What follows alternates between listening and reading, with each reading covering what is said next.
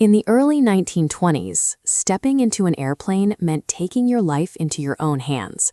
Flying was chaotic, highly unreliable, and strictly the domain of daredevils and stunt pilots. The problem was built directly into the planes themselves. Early aircraft were essentially fragile kites, pieced together from wood and covered in a highly flammable, easily torn fabric. Mechanically, the situation was just as precarious. A single engine failure, which happened with alarming regularity, or a sudden shift in the weather left a pilot with very few options to avoid a crash. Because of these extreme risks, everyday people simply did not trust airplanes. If you needed to travel long distances, you bought a ticket on a heavy, iron train firmly planted on the ground. For commercial aviation to exist as a viable industry, the airplane's physical architecture required a complete reinvention. That reinvention came from a surprising source, the pioneer of the automobile, Henry Ford. Having already conquered the roads, Ford decided to apply his manufacturing pillars of reliability and practicality to the sky. To kickstart this process, Ford purchased the Stout Metal Airplane Company in 1925. This strategic acquisition gave his engineers immediate access to cutting-edge aeronautical concepts. One specific European design caught their attention, the all-metal construction being tested in planes like the German Junkers. Ford's mission was massive in scope. He wanted to completely industrialize aviation, mass-producing aircraft that were safe enough for the average citizen to fly in without fear.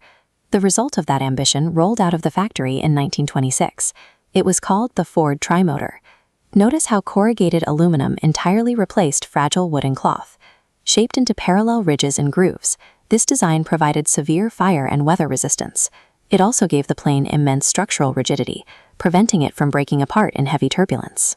The Trimotor featured 3 radial engines, one on the nose and one on each wing. This introduced a critical aerospace concept called redundancy. Redundancy means having backup systems in place, so that if one engine fails, the remaining engines keep the plane flying steadily. By eliminating the terrifying single point of failure, Ford gave apprehensive passengers the one thing they needed to step on board: peace of mind. Finally, the designers overhauled the passenger experience. They replaced freezing, open-air cockpits with a fully enclosed, heated cabin featuring actual windows and padded passenger seats. These 3 engineering choices combined to turn flying from a fight against the elements into a predictable, comfortable commute. With its newfound reliability, the Trimotor quickly became the primary fleet for early carriers like transcontinental air transport, actively birthing the modern commercial airline industry. This map visualizes the geographic reach these new commercial flights provided. The Trimotor carried 8 to 12 passengers at a top speed of 130 miles per hour, maintaining a highly reliable 570-mile range. But the aircraft wasn't strictly limited to urban routes. Its rugged build earned it an affectionate nickname, the Tin Goose. It soon became a tool for extreme exploration. Admiral Richard Byrd notably used a trimotor to push the boundaries of human reach, flying the heavy machine deep into the frozen extremes of the Antarctic. The trimotor transformed the airplane into a heavy-duty industrial asset, capable of conquering the planet's harshest environments. Aviation technology advanced rapidly during this period, and by 1933, the trimotor's short production run came to an end. Sleeker, highly aerodynamic successors like the Douglas DC-3 quickly replaced it on the runway. Yet, despite its brief reign, the Ford Trimotor remains one of the most vital aircraft of its era because it successfully convinced the public that flying was safe.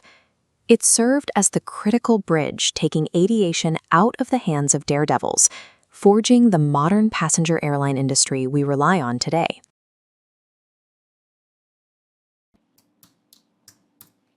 Thank you for watching. Please like and subscribe. It really helps us.